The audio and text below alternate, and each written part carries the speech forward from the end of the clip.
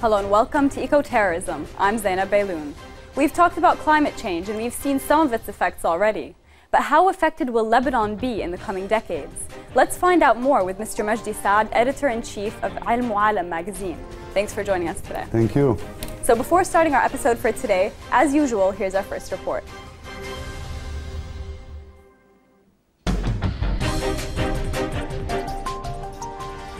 Countries in the Middle East and North Africa will be among those hardest hit by global warming unless the upward trend for greenhouse gas emissions can be checked, the World Bank warned on December 2012 at the Doha Climate Change Conference.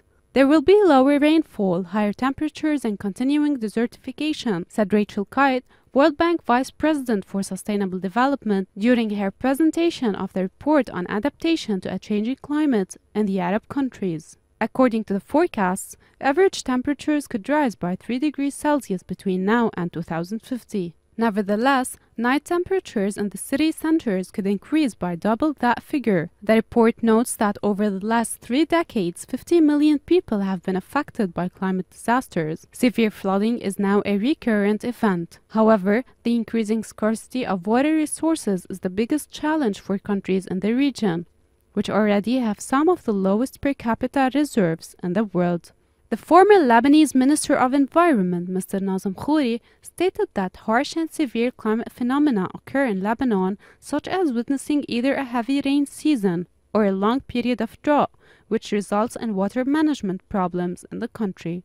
Moreover, Professor John Pomeroy, a Canadian climate expert, warned that Lebanon must brace for more heavy rains and storms, coupled with long periods of drought and water shortages, as the effects of global warming continue to take their toll.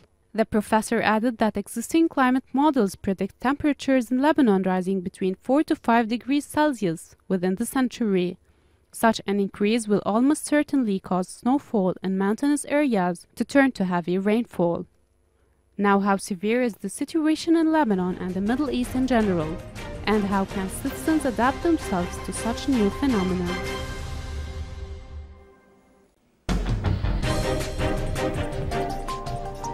Bad news, huh? So, Mr. Saad, Yes. we've seen the previous climate change conferences around the world discuss the possible effects of global warming. But why is the MENA region specifically so likely to be affected by the effects of global warming? Well, your question was the title of a study carried on by Washington University in the States. And that study was looking at the area extending from the equator to the Mediterranean.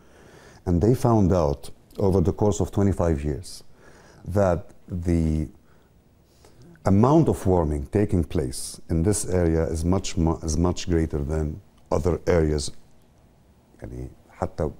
We can look also from the equator down to parts of Africa, and from the equator to the Mediterranean.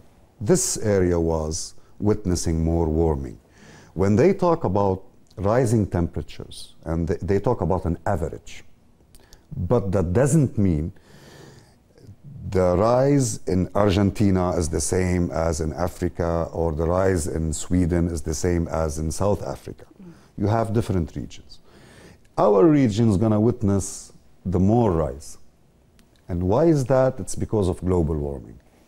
You have more carbon dioxide, and according to the weather patterns or climate patterns taking place in the atmosphere, this area, over the 25 years of time, made the jet stream move northward 100 kilometers, taking the moisture that comes from the Atlantic to our area northward.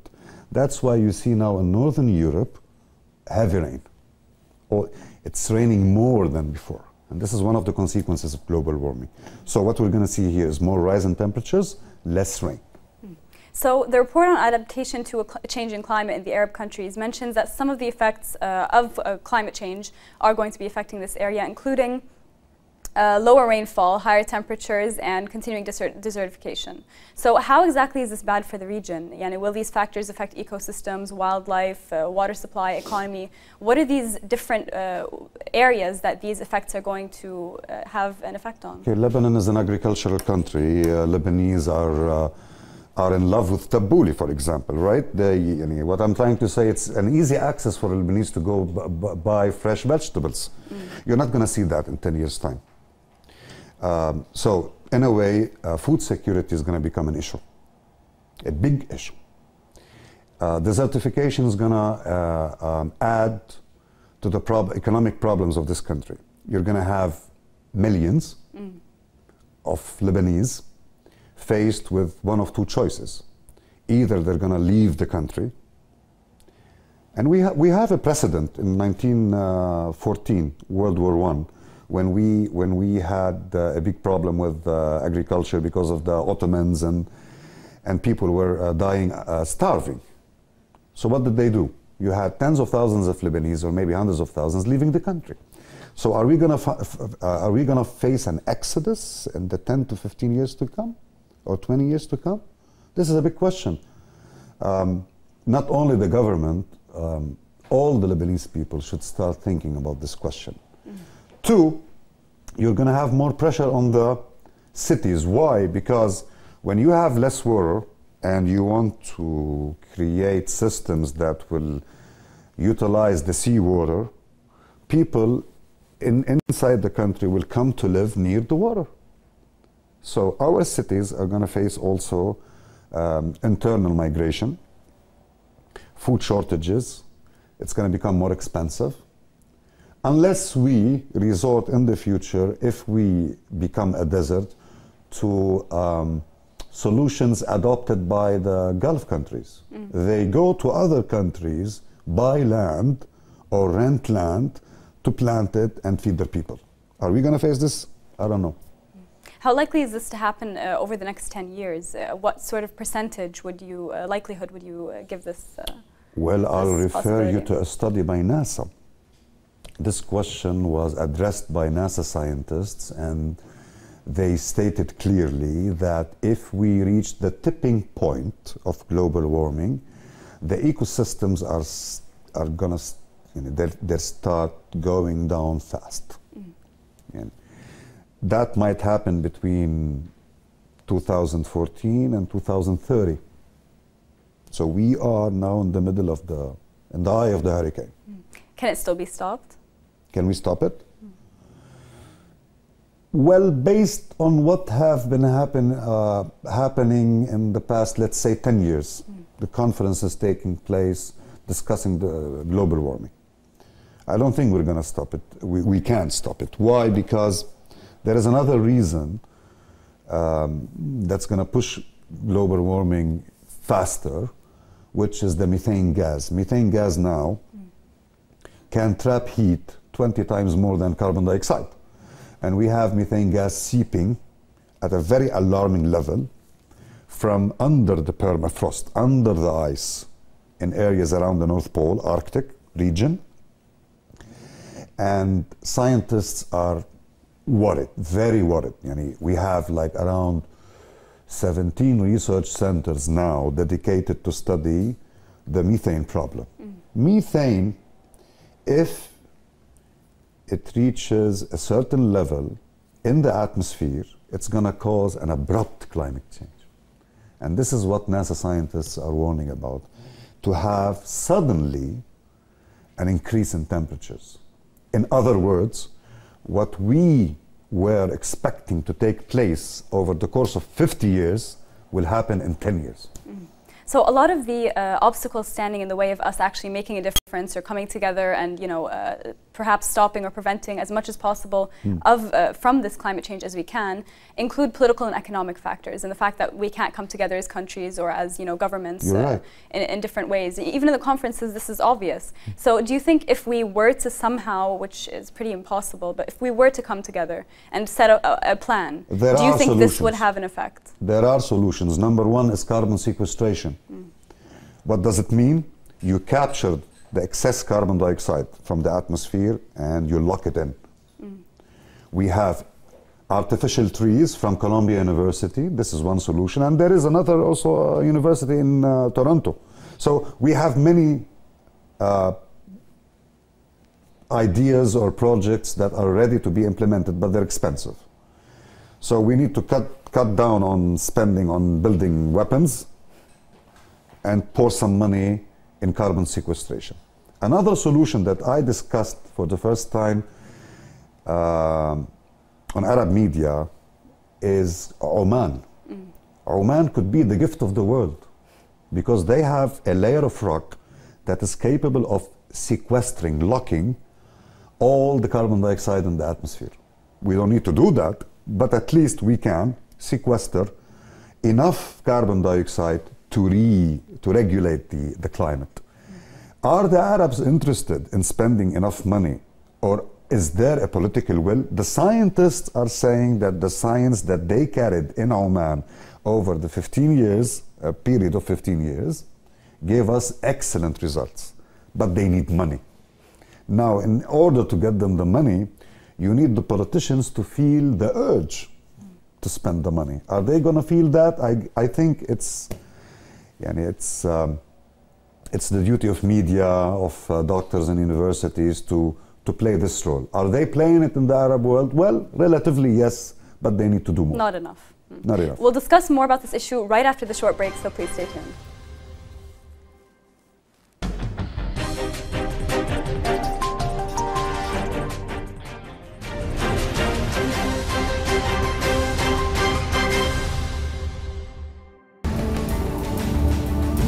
The crisis of capitalism, the European impasse, the energy shortages, the emerging power of Asia, the economic power of the Arab world, the economic debate, informative, revealing, and progressive.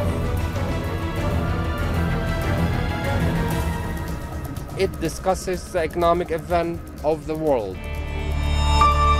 Economic debate, where the numbers reveal the truth. Time.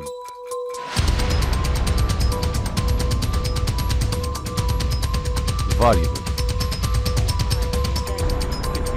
Event. The only constant variable in life is change.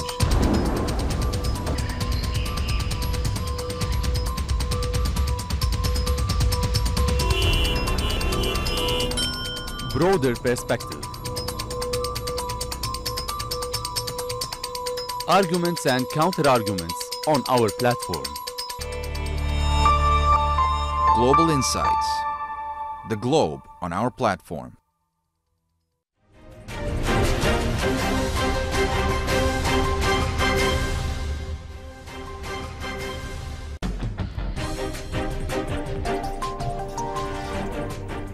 Welcome back.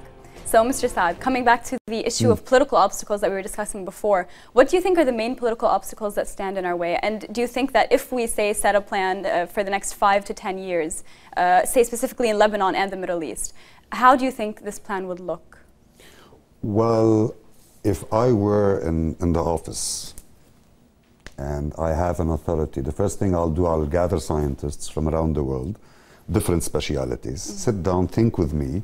If I plant, for example, 70 million trees in Lebanon of different varieties, would that help in changing the, let's say, the rain patterns?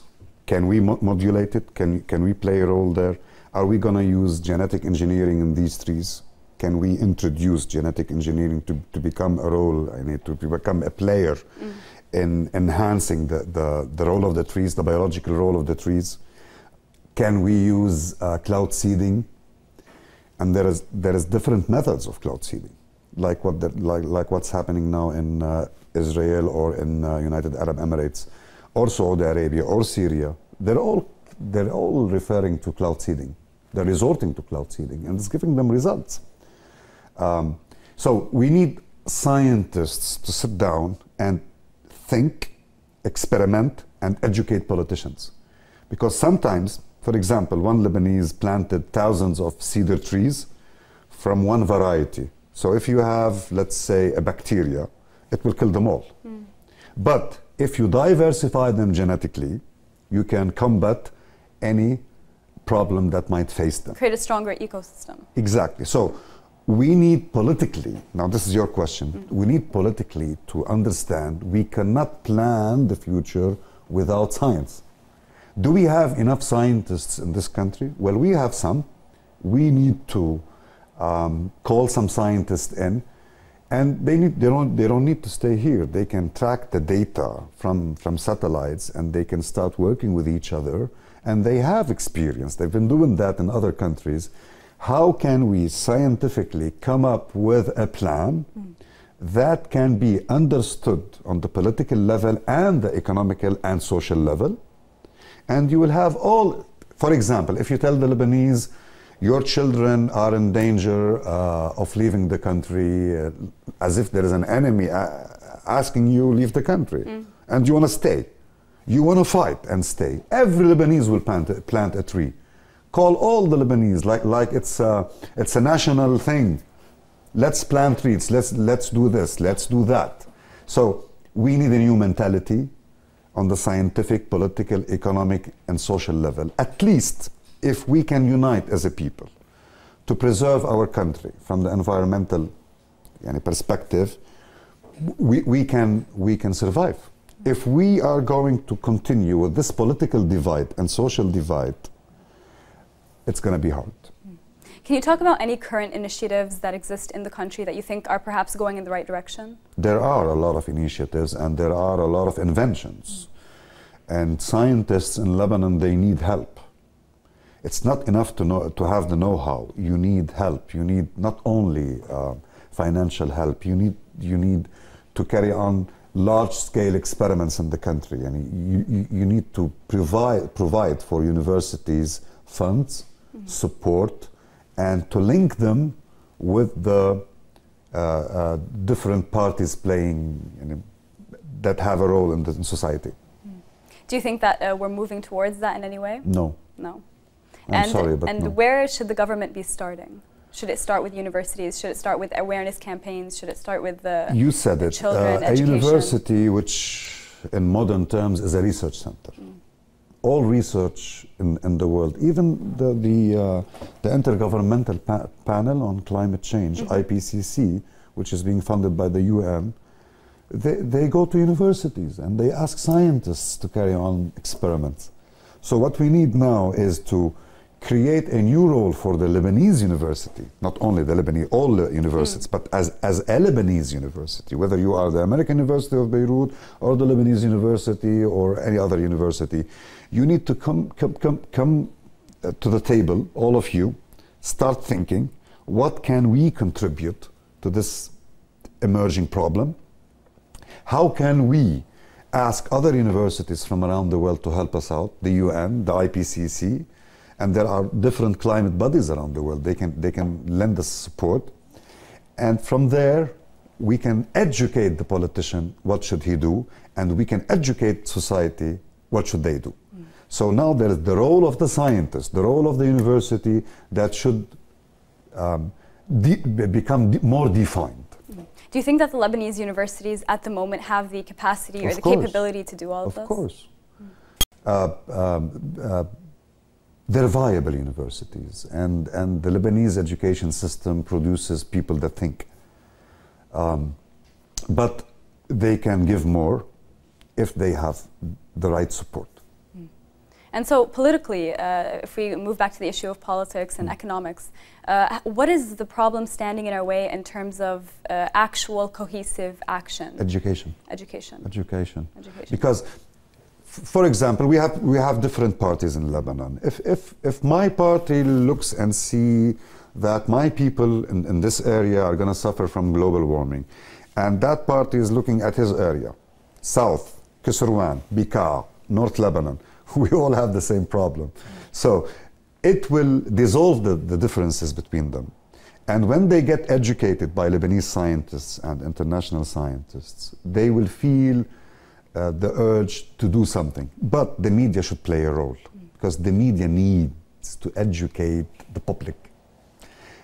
I've done it many times. I've asked people, instead of talking to me, go talk to your delegate in the Lebanese parliament. Go put pressure on them. So the media can play a role. Maybe it could be the pivotal role, because the media can link civil society, universities, and politicians. Let's say we move to talking about the economy as well. How do you think that this climate change will affect the economy in the future? Like say, for example, the issue of more rainfall, maybe less snow in higher areas. This would affect perhaps tourism. This would affect, you know, different areas that revitalize the Lebanese economy. Well, the first pillar of economy is agriculture. It's going to affect agriculture. And, but see, if we take any problem and we look at it with a new, in a new way. Let's say this is a problem. Okay, how can I turn it into an opportunity? Science can play this role. So instead of thinking that if we leave things, we are going to face a big problem. But if we start working from now, who knows? We might be opening new venues for the economy. And do you think NGOs are making a difference? No. No. Why? Well, I'm going to be a bit blunt. Some NGOs of Lebanon, they're a bit limited. They need more knowledge, and this knowledge should come from universities. So that means they must link more. And if they cannot find this knowledge in Lebanese universities, they can look on the internet, you know, on the over the internet, and see what's happening in South Africa. For example, Harvard University invented a small machine that can purify water, and they took it to Africa. But we have here in Lebanon this problem. Why didn't you connect with Harvard University? Why? Because they don't know. Okay, there was a study in Washington University a few years ago telling me that Lebanon is going to face a problem. Why didn't the media do something about it? Talk about it. On Skype, call the scientist. Mr. Lee, tell me what's going to happen in my country. Why aren't they doing this? Because they're lazy. So I'm sorry I'm being blunt, but if you are faced with a situation whereby your existence as a human being, as a country, is endangered, you need to be blunt and courageous and face those politicians in the face and tell them, what are you doing to save my child, our children? Do you think this is a problem that all countries around the world are facing to one degree or another, or do you think it's something specific to Lebanon? Yes, of course. Example, Egypt is going to face a big problem with this warming because Egypt is 90 million people. They depend heavily on the Nile. And with the raining patterns changing and with the global warming advancing, you have the soil problems coming in. You have agricultural problems when it comes to bacteria or viruses in the plant world. It's gonna put more strains on their budget, agricultural budgets. So I don't think Saudi Arabia is going to be affected because they went to Sudan to plant, you know, to have big agricultural fields. So it's going to vary from one country to another. What are the decisive factors that can make a difference? One is knowledge, two is money, so that you can finance certain programs, and three, the will. You need to have the will, the united will. We cannot continue in Lebanon with this ongoing game of division. You can't, because we are on the same ship, and the ship is sinking. The problem is we keep talking about this, but we're not actually making a difference in terms of, you know, actually uniting the people all together. That's why I told you that the role of the media is pivotal. I thank you very much for such a beautiful program. I've been on many TV stations, you know, talking about this issue, and probably you are the only station dedicating a full program for the environment. Well, it's going to take a while. What happened this year is going to help us because it's not raining. Lebanese felt the danger, and they always do that. They stay till the end, till they feel it, and they decide to do something. I think things will move starting from this year. So you think there will hopefully be a more positive, you know, move forward? Yes, because people are scared, are really scared. I've been all over Lebanon, And they were surprised. Why? What's this? What's going happening? on this year? I said, go ask your politician. And they're not doing anything about it. Yeah. Thank you very much for joining us today. We'll hope to have you again on our program. Thank you very much. That's it for today. Thanks to Mr. Majdi Saad for joining us today and to you for watching. See you next week.